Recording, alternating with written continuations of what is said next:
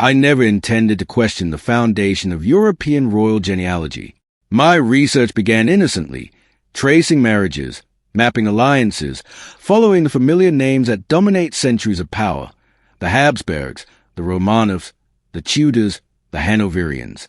It was routine historical work, patterns of diplomacy, strategic unions, carefully negotiated bloodlines. At first, everything appeared seamless. Official family trees present an uninterrupted chain, father to son, mother to daughter, branches interwoven through calculated marriages, dynasties rising and falling, yet always linked by documented lineage. It feels complete, authoritative, until you begin to look closer. Not at a single missing document, not at one unexplained gap, but at something subtler. A pattern, small absences, transitions that occur too smoothly, genealogies that seem to crystallize out of nowhere as if constructed backward from conclusion already decided. Once you notice it, it becomes difficult to ignore. The maternal line question. Try a simple exercise. Open any major European royal family tree from the 18th or 19th century. Follow the maternal lines instead of the paternal ones.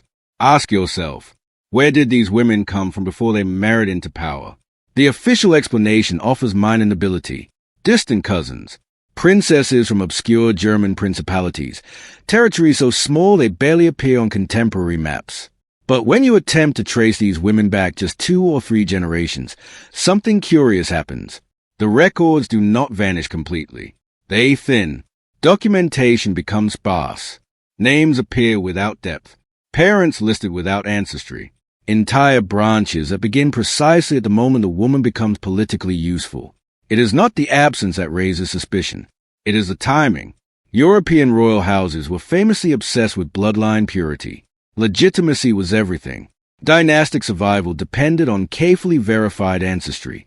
So why accept brides whose lineage cannot be exhaustively traced, unless the obscurity served a purpose? The Romanov transition. Consider the Romanovs. Official history connect them to the ancient Rurik dynasty, a lineage said to stretch back centuries through documented succession. Marriage certificates exist. Court announcements survive. Chronicles detail alliances. But genealogical continuity is not the same as genetic continuity. In academic footnotes, rarely expanded upon, there are references to Tartar ancestry among Russian nobility. Not Mongol.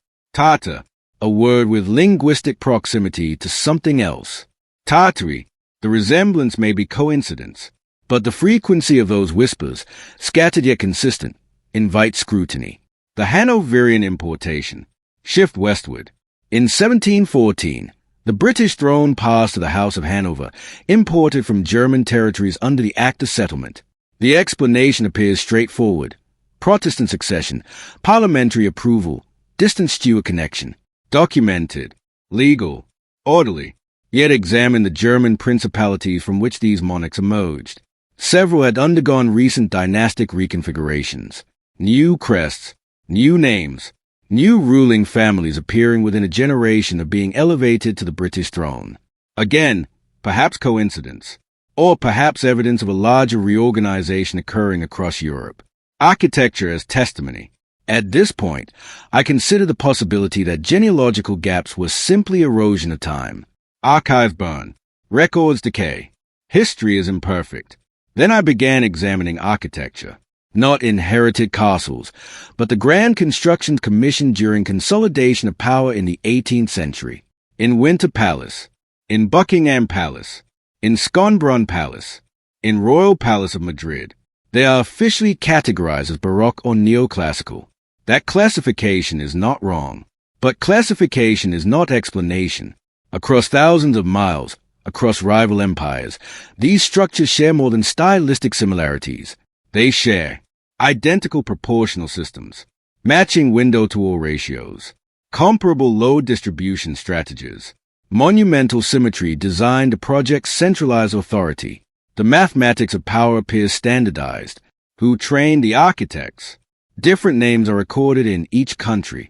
Yet when tracing where these architects learned large-scale proportional systems at such uniform precision, the trail grows indistinct, precisely at the points where transmission of knowledge would be documented.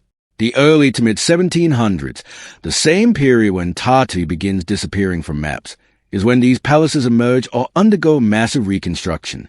Coincidence is possible, but patterns demand attention. The maps that remembered, words can be manipulated, chronicles can be rewritten. Maps are different. Maps represent what cartographers believed existed, often based on trade routes, diplomatic intelligence, and military reconnaissance. Examine 17th and early 18th century European maps of Asia. Across vast stretches of the interior appears a single label. Tartaria, Grand Tartary, Great Tartary, not a minor region, an enormous territory extending from the Caspian Sea to the Pacific. Many of these maps indicate cities, trade routes, even royal courts. They were not fantasy illustrations. They were functional instruments for merchants and generals. Then, within a relatively narrow window of time, the label changes. Tartary dissolves into Russia in the west, Qing China in the east, Ottoman domains to the south. No gradual fragmentation recorded, no multi-volume chronicling of collapse, just a disappearance. History usually documents transitions. The fall of Rome is meticulously preserved. The Byzantine decline is recorded in detail. The Mongol fragmentation is documented. Yet if Tartary was merely a cartographic convenience, why did it appear with such specificity and vanish so abruptly? The Siberian question. Siberia is critical. On early maps, it is not yet definitively Russian. It lies within Tartary.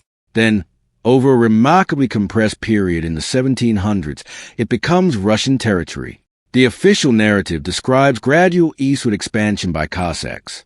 Yet early Russian accounts describe encountering structured settlements, even cities, in the region. Stone buildings, organized trade networks. Where are those cities now?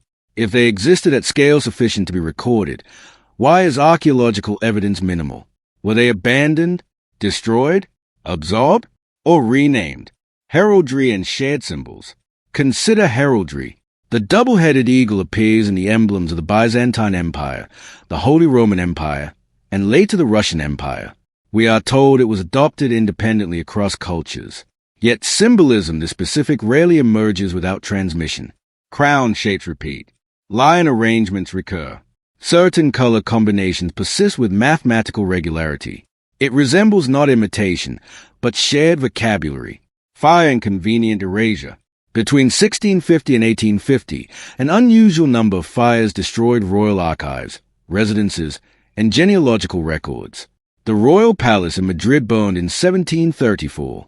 The Library of Congress was burned in 1814. Numerous regional archives across German states were lost to fire. Accidents occurred frequently in pre-electric eras. But Reconstruction consistently favored newly established narratives. Records that might have contradicted emerging genealogies were often among the lost. Again, coincidence remains possible, but repetition alters probability. The genetic silence.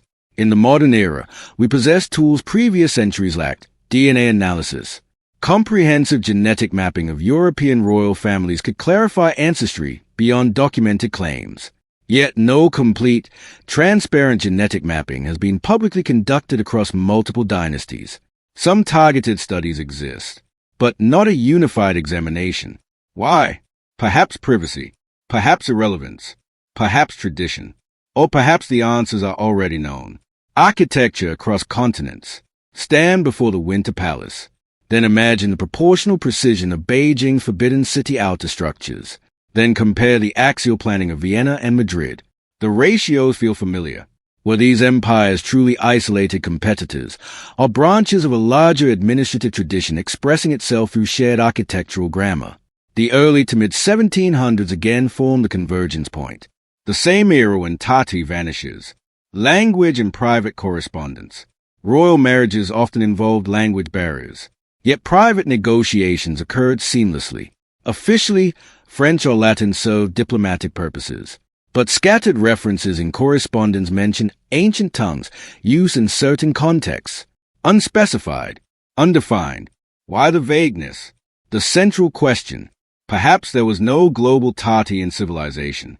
Perhaps the term simply reflected European uncertainty about Asia's vast interior. But then why were borders, cities, and courts marked? Why did architectural mathematics align across rival empires? Why do genealogical maternal lines thin precisely where verification would matter most? Why do symbols repeat with uncanny precision? Why does the silence cluster around the early 1700s? The possibility. I do not claim certainty, only that patterns exist. What if Tartary was not a myth, but a misunderstood administrative network? What if its descendants did not disappear, but rebranded under new dynasties? What if shared architecture, shared symbols, and synchronized genealogical shifts were remnants of a unified elite restructuring itself? Or perhaps the official record is complete, and these anomalies are the natural noise of history. The deeper I look, the more I realize something unsettling. History is not only about what survives, it is about what vanishes. The fires, the renamed territories, the newly documented bloodlines, the maps that change without ceremony. Somewhere between official genealogy and forgotten cartography lies a silence, and within that silence, questions. The next time you stand before a European palace, ask who truly commissioned its design language. The next time you hear about an ancient bloodline, ask how far back the documentation genuinely extends. The next time you view a modern map of Asia, ask what earlier maps once labeled differently. Because once you begin to notice the pattern, it becomes difficult to unsee it. Accidents occurred frequently in pre-electric eras. Open flames, wooden structures, and rudimentary heating systems made fires almost inevitable. Yet, when these calamities struck, something curious consistently emerged. The reconstruction of damaged buildings, archives, and palaces almost always favored newly established narratives. The records that could have contradicted rising dynasties or newly documented bloodlines were among the lost. Timing was never purely coincidental. Certain archives disappeared precisely when verification would have been required. Key genealogical links vanished at moments when emerging rulers needed legitimacy. Over decades, patterns emerge. Repetition transformed probability into suspicion. Accidents alone cannot account for the scale precision with which history seems to have been rewritten. In the modern era, we possess tools that centuries past lacked: DNA analysis, the ability to trace ancestry beyond paper records, beyond written histories, beyond claimed bloodlines. Yet no comprehensive, transparent genetic mapping exists for European royal families spanning multiple dynasties.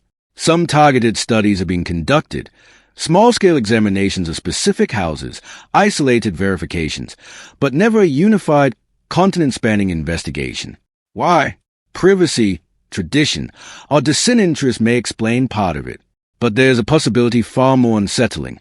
Perhaps the answers are already known, and revealing them would challenge centuries of accepted history.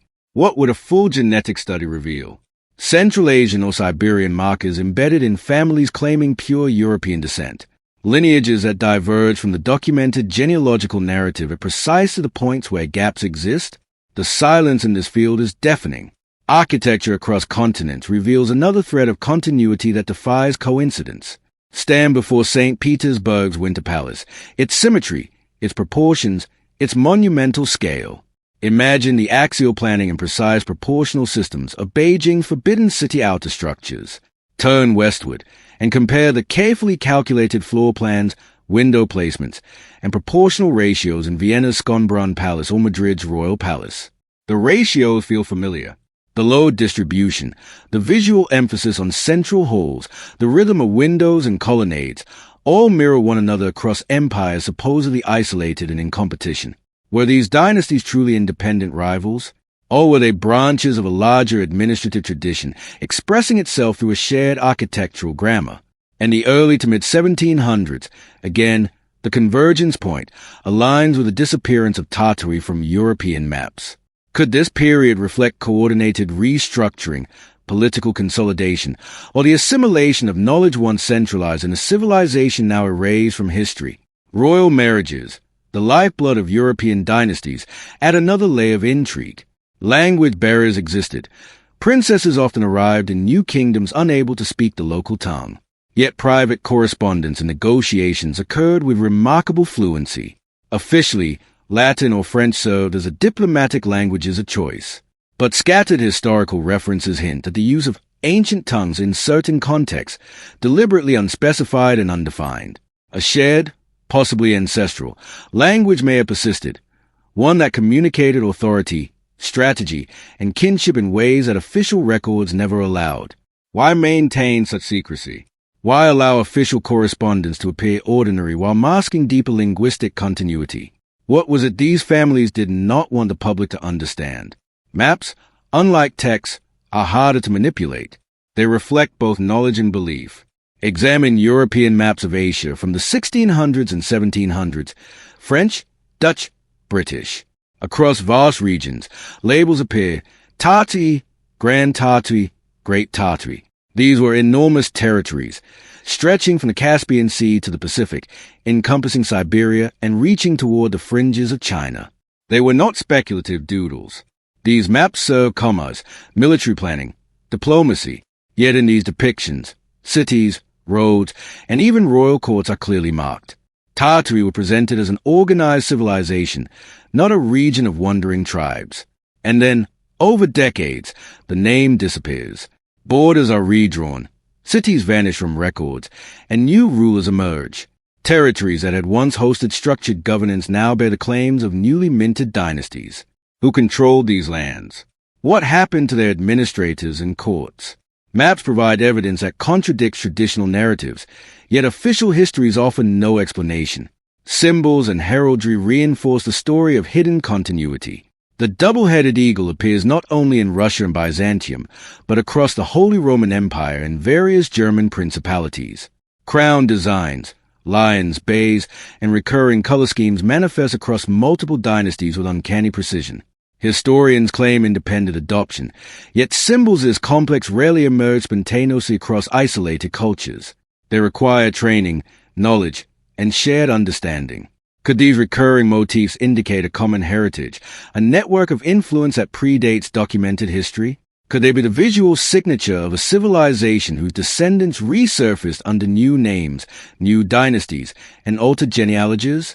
The convergence of architectural, linguistic, genealogical, and symbolic threads points to something more than coincidence. These threads weave across continents and centuries, clustering around the early 1700s, the same period when Tartary disappears from maps, when dynasties consolidate, when archives burn and records vanish. Is it possible that Tartary was not a myth? That it represented an administrative network, a civilization whose descendants continue to influence the world under new guises? That the synchronized shifts in architecture, heraldry, and genealogy were not accidents, but deliberate measures to obscure continuity? Each element, fire, map, palace, symbol, language, forms part of a larger, almost imperceptible pattern. Once noticed, it cannot be ignored. Consider Siberia, once marked clearly on European maps as part of Tartary. Travelers and military expeditions documented cities, trade networks, and organized populations. By the late 1700s, these regions are suddenly Russian territory. Official accounts describe gradual conquest, minimal resistance, and the natural expansion of the Russian state. Yet contemporary Russian records themselves describe substantial cities, organized societies, and functioning economies. Archaeology today finds little trace, as if the builders and their structures were erased deliberately. Who built these cities? What became of their inhabitants? And why does their presence vanish so completely from the historical narrative? Fires and loss of archives compound the mystery. Madrid's royal palace burned in 1734, the Library of Congress in 1814. Multiple German state archives succumbed to flames. Accidents are inevitable, yet the repetition, timing, and scale create patterns too precise to dismiss. Each reconstruction favored the emerging order, solidifying new bloodlines, new dynasties, and newly claimed territories. Historians often attribute these losses to chance, but when fires coincide with verification points, when records contradicting new narratives are lost, coincidence begins to feel insufficient. The genetic silence, the architectural similarities, the vanishing maps, the symbolic repetition, and the gaps in maternal genealogies collectively suggest more than isolated incidents. They hint at a suppressed story, one where knowledge, power, and legacy were preserved in secret networks, hidden from the public record. Perhaps the rulers of Tartary, or their descendants, did not vanish but reorganize, rebranding themselves under new dynasties and official histories while maintaining the knowledge and influence of their ancestors. I do not claim certainty. I only observe patterns that demand inquiry. Each palace, each archive, each map and heraldic emblem, each burn record points to a system of continuity, carefully obscured yet persistent. The anomalies cannot be ignored. The alignment of architecture across empires, the disappearance of maternal genealogical documentation at critical points, the recurrence of symbols and heraldry, the silence around genetic verification, the sudden vanishing of Tartary from maps, all converging in the early to mid-1700s. The deeper I looked, the more unsettling the realization became. History is not only what survives, it is equally what disappears. The fires, the newly documented bloodlines, the renamed territories, the maps that shift without explanation, the reconstructed archives, all represent the deliberate shaping of memory. Somewhere between official genealogy and forgotten cartography lies a silence, and within that silence, questions. Questions about who really built, ruled, and structured vast regions. Questions about knowledge that has been hidden or erased. Questions that, once noticed, cannot be unobserved. The next time you stand before a European palace, ask who truly commissioned its design language. The next time you hear of ancient bloodlines, ask how far the documentation genuinely extends. The next time you view a historical map of Asia, ask what earlier maps once labeled differently. Because once you begin to perceive these recurring patterns, the consistency of absence, the alignment across continents, and the orchestration of visibility and erasure, it becomes impossible to unsee. And in that realization lies both awe and unease, as the silence of history stretches across centuries, whispering of civilizations, knowledge, and bloodlines that may never fully be acknowledged.